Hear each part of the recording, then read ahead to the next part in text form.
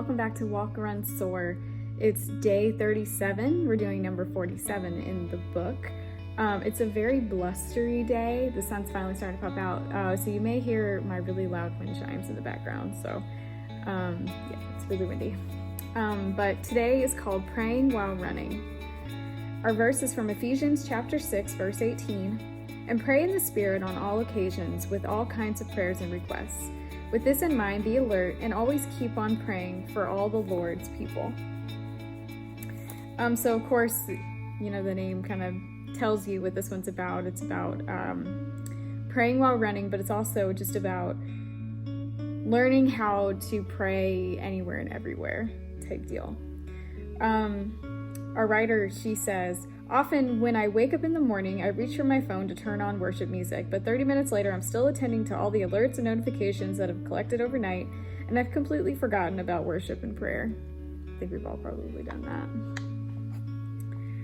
So she talks about how she likes to go for a run first thing in the morning and use that time to prayer, for prayer and to connect with God. And she talks about how she did a lot of that when her first husband passed away. She would go for her runs and would just wrestle with God, asking him how hundreds of people were praying for his healing and that it didn't come, and why continue to pray when the prayers weren't answered. And she, struggled through that time trying to learn how to proceed as a new widow. And she says, God was patient with me. If he could handle the bold prayers of Paul, the emotional prayers of David, and the heart cries of Job, then he could handle my doubting, imperfect, raw prayers. She shares how the purpose of prayer is not to persuade God to do things our way, it's to draw close to the Heavenly Father and abide in his presence. And even more important, we talk to people on a daily basis, and, we don't talk to our good friends to persuade them. We talk to, stay connected, and it's just an even more important level of that with God. Because prayers doesn't need to be some fancy thing. It's just conversation. And she talks about how through that time, through those, hard prayers that she had while she was running, her heart shifted, her attitude shifted, and she realized how close he was, and how, he was there for her and would, could handle the hard questions. She says, while running, he renews our minds and hearts. We can mentally prepare for the day and tasks ahead. We can petition God on behalf of others. We can release our stress and invite him to replace it with a peace that passes understanding. Romans 12:2 reminds us, do not be conformed to this world, but be transformed by the renewal of your mind, that by testing you may discern what is the will of God, what is good and acceptable and perfect. And that was from the English Standard Version. All right, our faith step.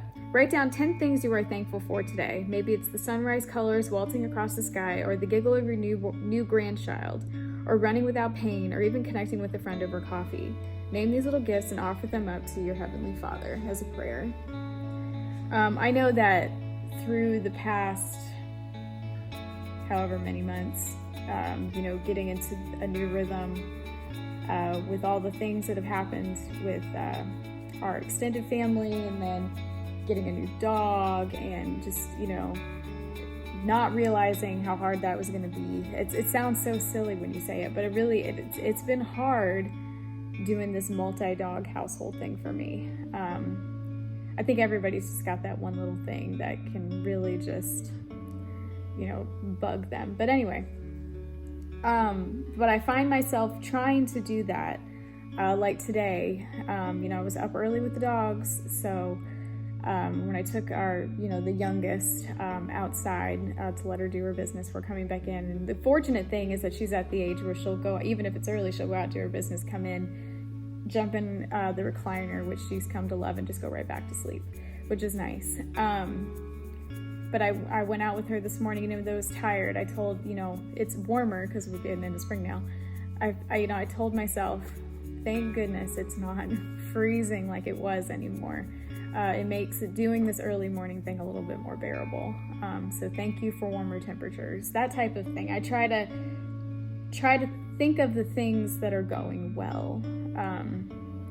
That she walks much nicer on a leash now, so it's not like dreading taking her for walks, because she obviously needs that. She has a lot of energy.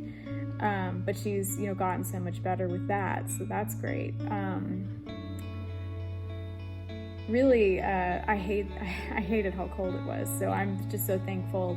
I'm thankful right now that the sun seems to be popping out, because it was very overcast this morning. So I'm thankful for the warm sunshine, because it makes going outside and playing with the dogs and I'm trying to find little yard work things to do while I'm out there with them to be productive. It makes all of that good. And sometimes it's hard. Sometimes the only thing you can be thankful for is, the fact that you are taking breaths, that you are existing still. Our inspirational quote is from Chrissy Wellington, 4-time Ironman world champion. Some sessions are stars and some are stones, but in the end they are all rocks and we build upon them. That's a good one, I like that.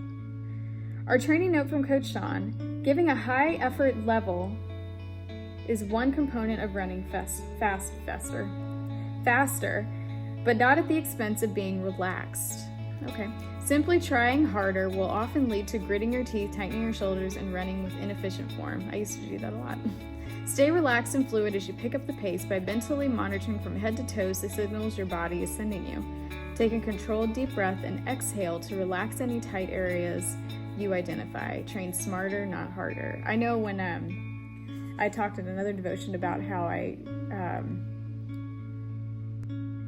really tried to focus on my running form, and that made running easier, which is great. Then also, along with that, I was doing this before the running form thing, but to really focus on how I was breathing. And my running buddies had helped me with that a little bit too.